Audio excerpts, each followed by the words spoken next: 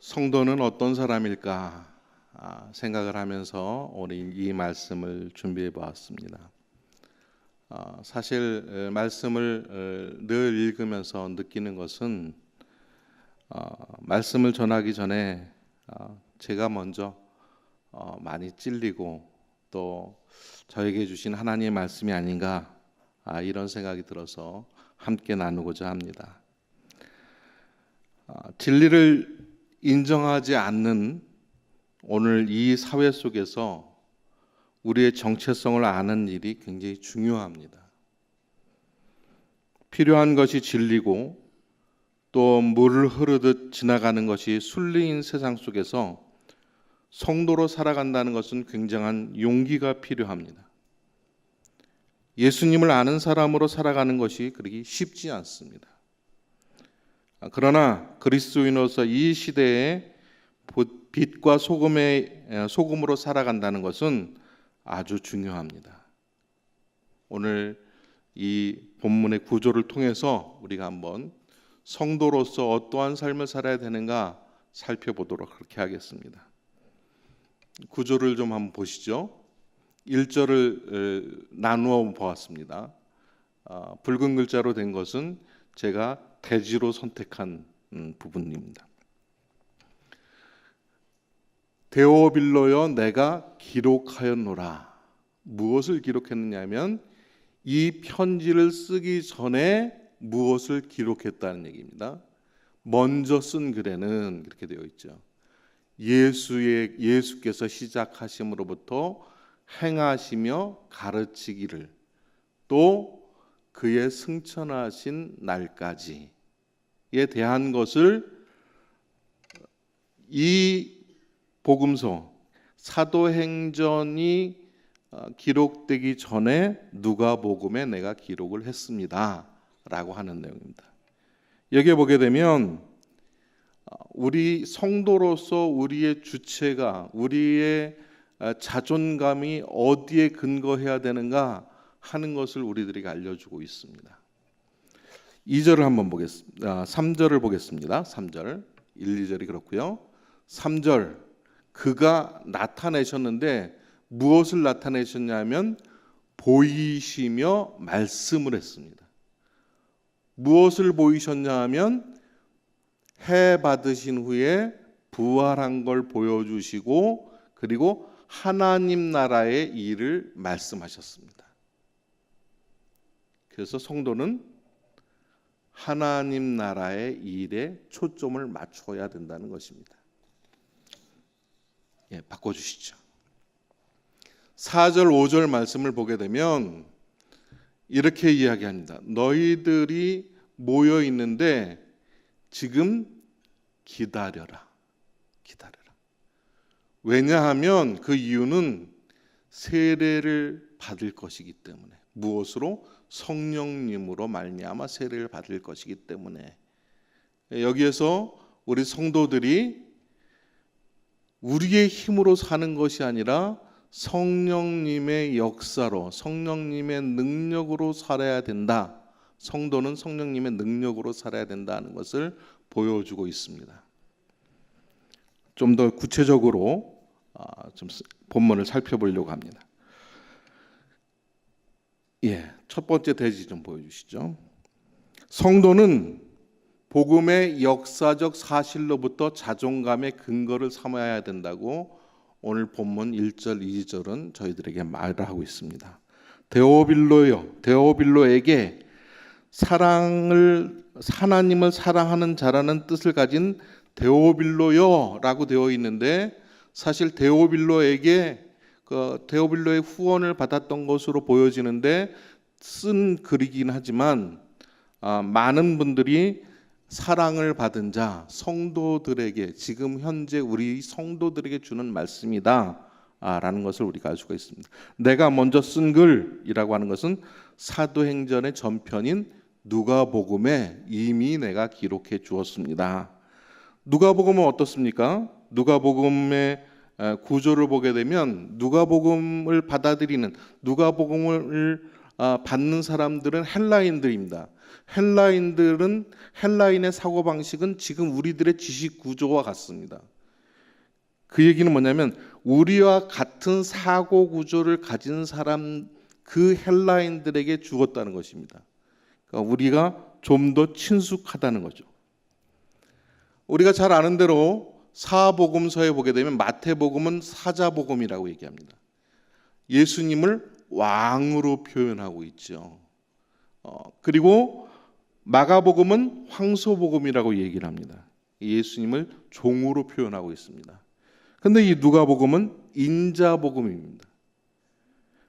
예수님이 창조시의 완전한 인간을 회복하기 위해서 이 땅에 오신 인간으로서의 예수님이 부각되어 있는 그런 말씀입니다. 그러니까 참 인간이 되려고 하면 예수님이 어떤 분인지를 이미 누가복음을 통해서 내가 기록을 했습니다 라고 지금 누가가 말하고 있는 것입니다. 행하고 가르치기를 하면서 그 행함 안에는 예수님의 활동들이 계속해서 표현되어지고 있죠. 누가복음 11장 20절의 말씀을 보게 되면 이렇게 되어 있습니다.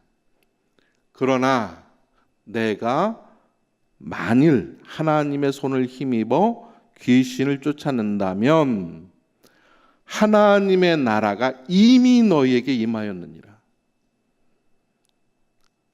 내가 활동 시작한 그때로부터 이미 하나님의 나라가 임했다 이렇게 말하고 있죠.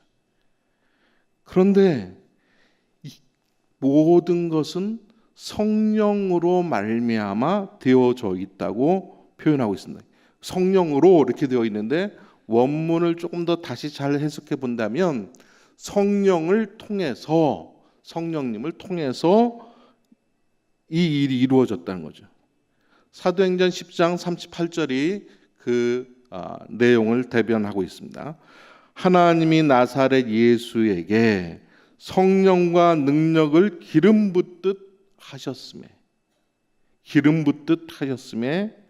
그가 두루 다니며 선한 일을 행하시고 마귀에게 눌린 모든 사람을 고치셨으니 이는 하나님이 함께 하셨습니다.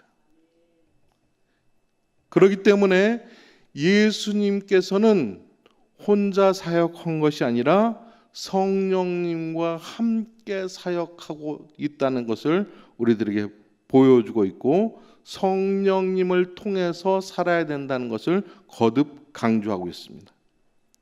그리고 예수님의 부활 후에 명령을 주셨는데 그 명령 또한 성령님을 통해서 이루어져야 된다고 하는 사실을 오늘 본문 4절과 5절이 말하고 있습니다. 4절과 5절의 말씀을 살펴보면 5절 하반절에 성령으로 세례를 받으리라. 성령으로 세례를 받아야 이 성도의 직분, 성도의 자세, 성도의 삶을 살아갈 수 있다 이렇게 말하고 있죠. 그리고 누가는 사도행전 전편을 통해서 성령님의 역사와 그 능력을 강조하고 있습니다. 사도행전 1장 8절을 보게 되면 오직 단 하나 우리들에게 필요한 것이 있는데 성령님이 너희에게 임하시면 우리가 권능을 받는다고 그랬습니다. 그리고 증인이 되어질 수 있다 이렇게 말하고 있습니다. 그래서 우리는 성령님의 능력, 이 능력이 바로 복음의 역사적인 사실을 기초한다는 사실을 우리가 염두에 두어야 된다는 거죠. 포스터를 좀 보여주세요. 최근에 나온 영화입니다. 예수는 역사다 이런 제목으로 영화가 나왔습니다. 이 줄거리를 보게 되면 그 가운데 있는 그 리라고 하는 한 남자가 트리뷴지사의 최연소 병아리 기자로 이제 입사를 합니다. 그리고 승승장구를 해요. 그러던 어느 날 가족과 즐거운 식사 자리를 가졌는데 아이가 응급 상황이 발생이 됩니다. 갑자기 숨을 못 쉬고 쓰러져 있는 거예요. 그런데 그 응급 상황을 한 성도가 구해줌으로 말미암아 이제 아내가 신앙의 길을 택합니다. 왜냐하면 그 도와준 간호사가 뭐라고 얘기를 하냐면 오늘 다른 곳에 갈 수 있었는데 성령님께서 나를 이곳에 보내서 당신들을 이런 조치를 취했다. 그렇게 얘기를 하는 거예요. 그런데 이 헬라적인 사고방식으로 이 사실적이고 이론적이고 또 진실이 사실과 관련된 진실만을 믿는 이 리라는 사람의 입장에서는 도저히 받아들일 수가 없는 거예요. 그리고 지나 보니까 아내를 하나님께 뺏겼다고 생각되는 은근한 또 이 질투심이 발생을 하는 겁니다. 그래서 예수님에 대한 자료이 거짓이다. 예수님께서 살아있는 역사적인 존재가 아니고 예수님께서 부활한 그 자체가 거짓이라는 자료들을 계속해서 수집해 나갑니다. 그런데 자기가 쓴 기사 때문에 억울하게 누명을 쓴 어떤 사건을 접하면서 내가 사실의 기초에서 기사를 썼음에도 불구하고 그것이 사실이 아닐 수 있다고 하는 사실에 대해서 고민을 하기 시작합니다. 그러면 예수님에 대해서 써 있는 그 사실도 내가 믿고 싶어 하지 않은 그 사실에 대해서 이게 진리인가 아닌가 이런 것 때문에 고민하다가 결국은 주님을 알아가게 되는 그런 내용입니다. 근데 여기서 시사하는 점은 뭐냐면 역사적인 진실 속에 살아계신 예수님이 우리 존재의 출발점이라는 사실을 암시하고 있습니다. 복음의 역사적 사실을 받아들이는 것이 성도의 자존감의 시작입니다. 어떤 직분을 받았다고 해서 내가 이번 기회에 어떤 직분에 해당된다고 해서 내 자존감이 결정되는 게 아닙니다. 또 다음 주 토요일 날 군함로에서 퍼포먼스를 하는 어떤 사람들처럼 그런 퍼포먼스를 한다고 해서 우리들의 자존감이 자신들의 자존감이 세워지는 것이 아닙니다. 우리는 역사적인 사실, 우리를 위해서 예수님이 오셨고 예수님께서 우리를 위해 돌아가셨고 예수님께서 우리를 위해 다시 살아나셨다는 그 사실이 바로 우리의 자존감의 출발인 것입니다. 여러분들에게 예수님은 어떤 분입니까? 찬송가의 작시자는 이렇게 고백합니다. 예수님은 누구신가? 우는 자의 위로와 없는 자의 풍성이며 천한 자의 높음과 잡힌 자의 노임되고 우리 기쁨 되시네. 예수님은 누구신가? 약한 자의 강함과 눈먼 자의 빛이시며 병든 자의 고침과 죽은 자의 부활되고 우리 생명 되시네. 예수님은 또 누구신가? 추한 자의 정함과 죽을 자의 생명이며 죄인들의 중보와 멸망자의 구원되고 우리 평화 되시네. 또 그 예수님은 누구신가? 온 교회의 머리와 만국인의 구주시며 모든 왕의 왕이요 심판하실 주님 되고 우리 영광 되시네. 이 역사적인 예수님이 나의 주인이십니다. 우리 같이 한번 이 말씀, 이 구절을, 이 말을 고백해 보도록 하겠습니다. 저를 따라 해보겠습니다. 역사적인 예수님이 나의 주인이시다. 그것이 있다면 우리가 두려워할 이유가 없습니다. 우리가 흔들릴 이유가 없습니다. 예수님에 대해서 알아갈 때 나 자신을 잘 알게 되고, 예수님을 받아들일 때 나의 가치가 시작이 되고, 예수님을 주인으로 모실 때 인생의 방향이 결정되는 것입니다. 이 성도의 이름이 얼마나 거룩한지요. 예수님으로 말미암아, 예수님의 역사적인 진실로 말미암아 성도된 우리의 모습을 기억하는 저와 여러분들이 되어지길 소망합니다. 3절 말씀을 보게 되면 성도들의 삶의 초점은 하나님 나라의 일에 있다고 말씀하고 있습니다. 승천하시는 날까지 예수님의 지상 사역의 결론, 또 이 교회 사역이 시작되는 그 기간 동안에 부활하신 예수님은 자신의 사심을 증거하고 사도들에게 복음 전도를 명령하셨습니다. 여기 해를 받으신 후에 이렇게 된 것은 우리가 원문을 조금 더 살펴보게 되면 고난 받으신 후에, 또 우리가 구조에서 보았듯이 나타내사, 이것은 원래 이 문장의 주동사입니다. 그냥 보이셨다. 뭘 보이셨는가? 부활하신 예수님을 보이셨다. 나타나셔서 부활하신 다음에 하나님의 나라를 말씀하셨다.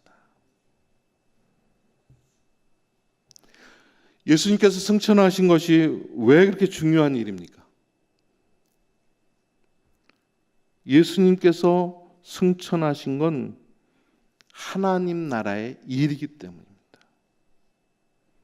부활하신 후에 예수님이 출현하는 모습을 보게 되면 11번을 좀 살펴볼 수 있습니다. 마가복음 16장 9절에서 11절에 막달라 마리아에게 나타나셨죠. 우리가 믿고 싶어 하지 않아도 마태복음 28장 8절에서 10절의 말씀을 보게 되면 무덤가의 다른 여인들에게 나타났습니다. 또 누가복음 24장 34절에 보게 되면 베드로에게 나타났죠. 그리고 마가복음 16장 12절에서 13절을 보게 되면 엠마오로 가고 있는 두 제자에게 나타납니다. 그것이 부활하신 이후에 예수님께서 자신이 살아나셨다는 것을 계속해서 보여주고 계신 거예요. 누가복음 24장 36절에서 43절을 보게 되면 닫힌 문 뒤에 있는 두려움에 떨고 있는 열제자에게 나타나시죠. 그리고 도마에게 나타나시고, 고기 잡으러 간, 이제 예수님이 우리를 떠났다고 실망해서 고기 잡으러 간 7 제자에게 또 나타나십니다. 그리고 도저히 우리가 상상할 수도 없는 500여 명의 군중에 한꺼번에 나타나십니다. 이것을 개인적인 신비 현상이라고 본다면 한 사람에게만 나타나야지 이렇게 500명에게 단체적으로 나타나기가 어렵죠. 고린도전서 15장 7절의 말씀을 보게 되면 야고보에게 나타나시고, 그리고 승천할 때 목격자들에게 보여주셨습니다. 이렇게 나타나는 이 사건들이 왜 중요한가? 마가복음 8장 31절을 보게 되면 이렇게 되어 있습니다. 같이 읽어볼까요? 인자가 많은 고난을 받고 장로들과 대제사장들과 서기관들에게 버림받아 죽임을 당하고 사흘 만에 살아나야 할 것을 비로소 그들에게 가르치시되,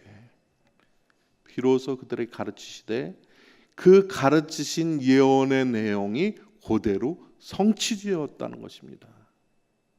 그 이야기는 우리가 알고 있는 역사적인 관점의 내용이 거짓말이 아니라는 얘기죠.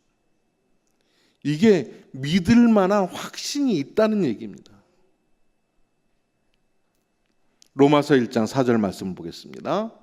같이 읽겠습니다. 성결의 영으로는 죽은 자들 가운데서 부활하사 능력으로 하나님의 아들로 선포되셨으니 곧 우리 주 예수 그리스도시니라. 부활은 어떤 사건인가? 예수님이 하나님의 아들로 선포된 사건이다. 그냥 우연히 어떤 사람이 죽은 척하다가 그냥 살아나서 우리를 미혹해 하는 사건이 아니라 하나님의 아들임을 분명히 나타내는 그런 사건이다.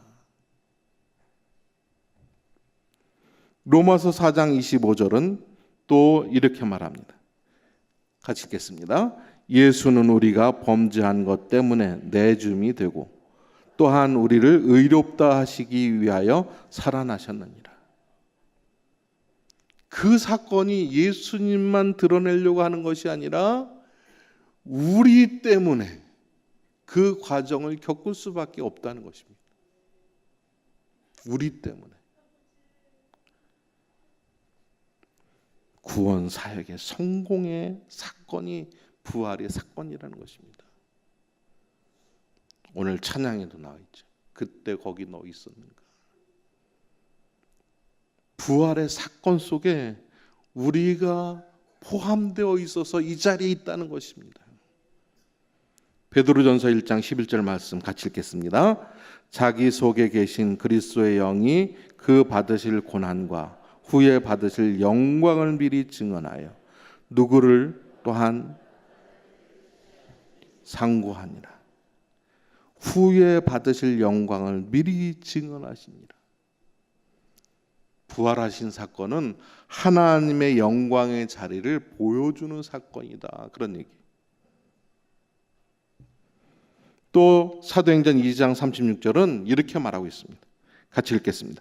그런즉 이스라엘 온 집은 확실히 알지니 너희가 십자가에 못 박은 이 예수를 하나님이 주와 그리스도가 되게 하셨느니라.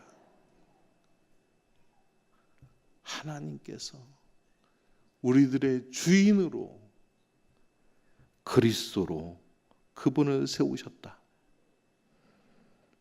부활 후의 출현은, 부활 후의 나타나심은 자신의 구원 사역과 더불어서 이것이 하나님의 나라의 일이라는 사실을 우리들에게 보여주고 있습니다. 하나님의 일을 표현할 때 누가복음 4장 43절은 이렇게 말하고 있습니다. 같이 읽겠습니다. 예수께서 이르시되 내가 다른 동네에서도 하나님의 나라 복음을 전하여야 하리니 나는 이 일을 위하여 보내심을 받았노라 하시고, 나는 이 일을 위해 보내심을 받았다. 우리가 복음 증거하는 것, 은사 있는 어떤 사람이 하는 게 아니라 주님이 그 일을 위하여 오셨고 그것이 하나님 나라의 일이기 때문에 우리가 해야 되는 일이다. 그런 얘기입니다. 마태복음 12장 28절은 이렇게 말하고 있습니다. 그러나 내가 하나님의 성령을 힘입어 귀신을 쫓아내는 것이면 하나님의 나라가 이미 너희 안에 임하였느니라. 예수님께서 하늘로 올라가셨을 때 하나님의 나라는 성령님을 통해서, 성령님의 임재를 통해서 우리 성도에게 가운데 남아 있었습니다. 그러므로 우리 삶의 핵심은 하나님의 나라가 되어야 합니다. 하나님의 나라의 일, 하나님의 나라가 되어진다고 하는 것은 예수님을 증거하는 일이고 전도하는 일입니다. 그래서 예수님을 증거하고 전도하는 일이 우리의 결정의 초점이 되어야 돼요. 원리가 되어야 돼요. 이 일을 통해서 예수님이 증거되는가? 그러면 그 일을 해야 되는 것입니다. 이 일을 하면 복음이 증거되는가? 그럼 그 일을 해야 되는 것입니다. 예수님과 제자인 베드로 사이에 이런 일이 있었습니다. 예수님이 이제 때가 됐다는 것을 아시고 십자가에 고난 받으실 것을 제자들에게 알려주셨죠. 그때 베드로는 십자가의 길을 가면 안 된다고 예수님께 만류합니다. 선생님, 그건 안 됩니다. 우리들이 모든 것을 다 버리고 지금 선생님을 쫓고 있는데 선생님께서 갑자기 그렇게 가시면 우리는 뭐가 되며 선생님의 사역, 이 예수님의 사역, 이건 뭐가 됩니까? 아마 스승을 사랑하는 마음에서 또 충정해서 그렇게 말씀드렸을지도 모릅니다. 그런데 예수님께서 그때 대답을 하십니다. 마태복음 16장 23절 같이 읽어볼까요? 예수께서 돌이키시며 베드로에게 이르시되 사단아 내 뒤로 물러가라. 너는 나를 넘어지게 하는 자로다. 네가 하나님의 일을 생각하지 아니하고 도리어 사람의 일을 생각하는도다 하시고 책망이었죠. 책망. 예수님의 초점은 언제나 하나님의 나라, 하나님의 일이었습니다. 그렇다고 한다면 예수님으로 말미암아 회복되어진 우리들의 모습, 우리들의 초점은 하나님의 나라와 하나님의 일이 되어야 되는 것입니다. 요한복음 6장 29절은 이렇게 말씀하고 있죠. 예수께서 대답하여 가라사대 하나님의 보내신 자를 믿는 것이 하나님의 일이니라. 예수님을 믿게 하는 것이 하나님의 일이니라. 그렇다고 한다면 우리는 언제나 이 말을 할 때, 이 행동을 할 때, 이 생각을 할 때 이 일이 예수님을 드러내는가 한번 살펴보시기 바랍니다. 잘못하면 베드로처럼 내 생각대로 예수님을 주관할 수 있어요.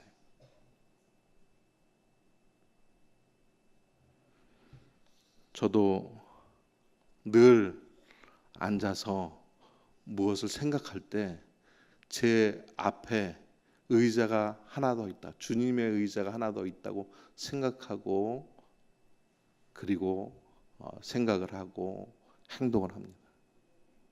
왜냐하면 우리는 나약해서 종종 넘어지기 때문입니다.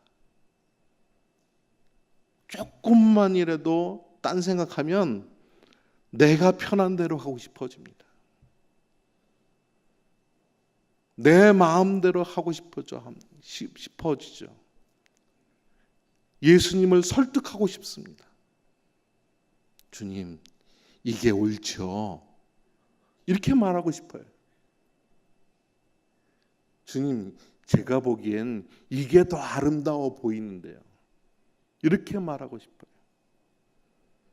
그러나 우리는 항상 이걸 통해서 이렇게 함으로써, 이걸 결정함으로써 예수님이 드러나지는가? 복음이 증거되는가?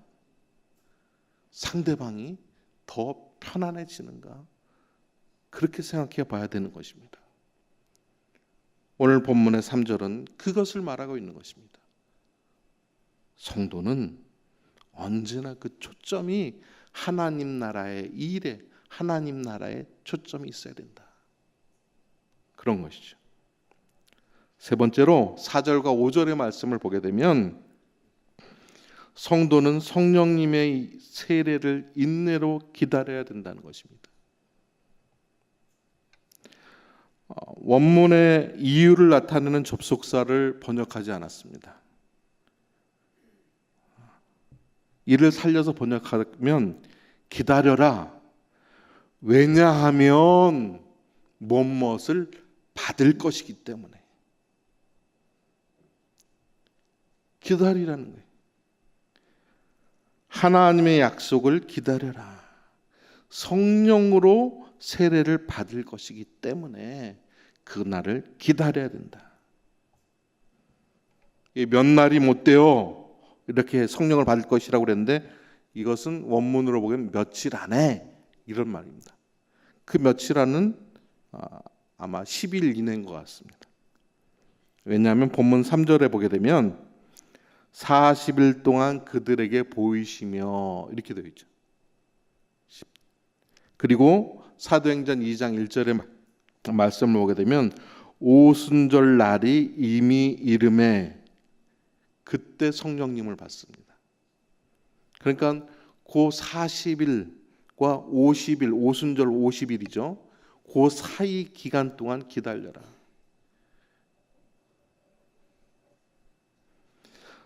성령으로 세례를 받는다. 이 말은 원래는 담근다 이런 뜻이 있는데 이런 뜻 외에도 씻는다 이런 뜻이 있습니다. 그러니까 죄의 용서와 관련된 말씀이죠. 사도행전 2장 38절 말씀을 같이 읽어보겠습니다. 사도행전 2장 38절입니다. 베드로가 이르되 너희가 회개하여 각각 예수 그리스도의 이름으로 세례를 받고 죄 사함을 받으라. 그리하면 성령의 선물을 받으리니. 그리하면 성령의 선물을 받으리니. 왜 이렇게 성령의 선물을 받으라고 그렇게 강조하고 있는가? 왜냐하면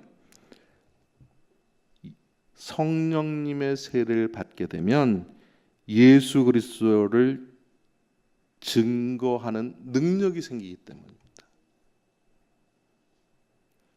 누가복음 24장 47절에서 49절 말씀 보겠습니다. 제가 읽겠습니다.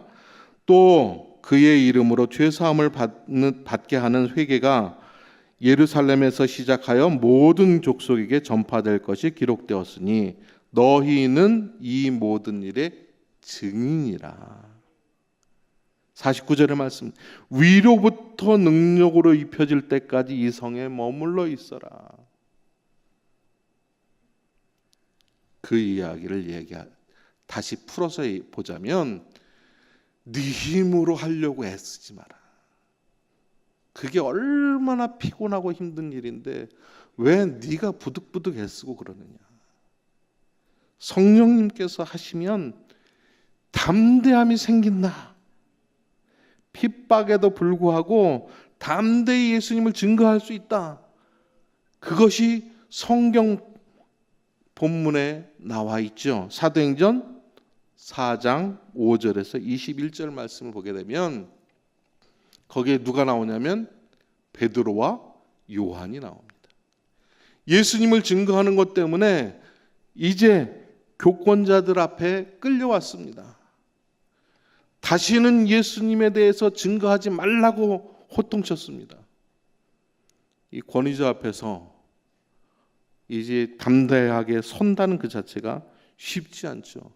그런데 침묵할 것을 요구하는 이 교권자들 앞에서 이 베드로와 요한은 아주 담대히 얘기합니다. 너희 말 듣는 것이 옳은지 하나님 말씀을 듣는 것이 옳은지 한번 너희들 생각해 봐라.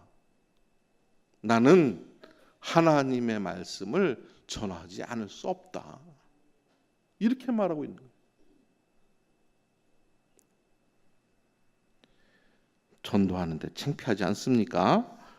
이렇게 말할 때 이야기하는 겁니다. 성령님께서 나와 함께 하기 때문에 전혀 창피하거나 두렵거나 그 다음에 나에 대해서 이야기하는 판단에 대해서 내가 그것에 의해서 흔들리지 않는다. 스데반을 보십시오. 사도행전 6장 8절에서 7장 60절에 보게 되면 스데반의 죽음에 대해서 나와 있는데 그는 돌에 맞아 죽는데 굉장히 아플 텐데 그런데 어떻습니까? 예수님을 증거합니다. 오히려 예수님처럼 자기를 돌로 치는 그 사람들을 용서해 줄 것을 구하고 있습니다. 맨정신에 가능하겠습니까? 여러분, 무슨 말 한마디로 나를 해코지하면, 말 한마디로 나를 낮추면, 나를 짓누르면 우리가 본성상에게 가만히 있을 수 있습니까? 성령님이 충만했더니 스데반은 그들을 용서해달라고, 나를 돌로 치는 그들을 용서해달라고 그렇게 말하고 있습니다.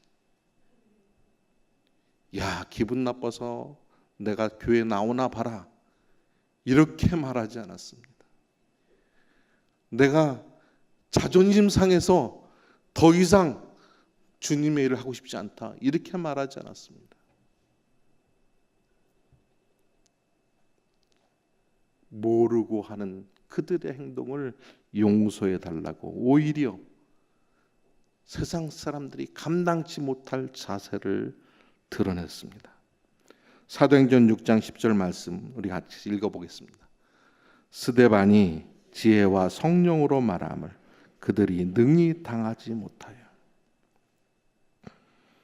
성령님을 받으면, 성령님이 함께하면 대적들을 굴복시키는 이런 힘이 생깁니다.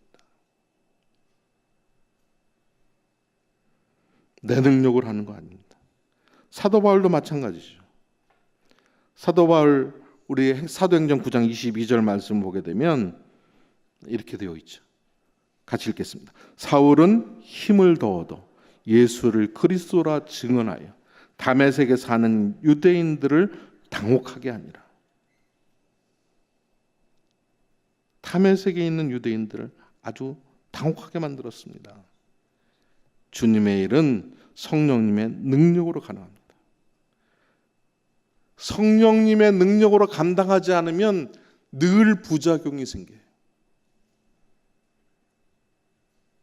일 잘해놓고도 서로 미워하고 우열을 가리고 그리고 맘상하게 되죠. 준비되지 않은 채, 성령 받지 않은 채 성급히 사역에 뛰어들지 말라. 성급히 직분을 받으려고 하지 마라. 자신의 힘으로 주님의 일을 수행하려고 하지 마라. 하나님의 공급하시는 성령님의 능력으로 하라. 그렇게 말씀하고 있는 것입니다. 성령님을 통해서 죄 용서를 받고 능력의 사람이 되어서 섬길 수 있는 저와 우리 성도님들이 되어지길 소망합니다. 성령님이 함께하지 않으면 정말 일꾼이 되는 거예요. 일꾼. 또 새벽이구나. 새벽기도 가야지. 그렇게 되는 거예요. 아, 새벽이구나. 주님 만나러 가야지. 이것이 아니라 똑같이 일어났음에도 불구하고 그렇게 되는 것입니다.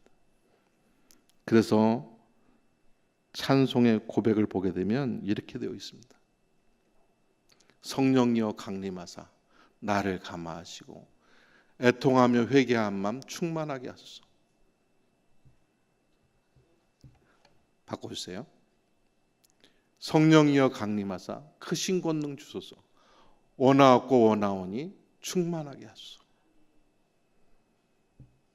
바꿔주시기 바랍니다.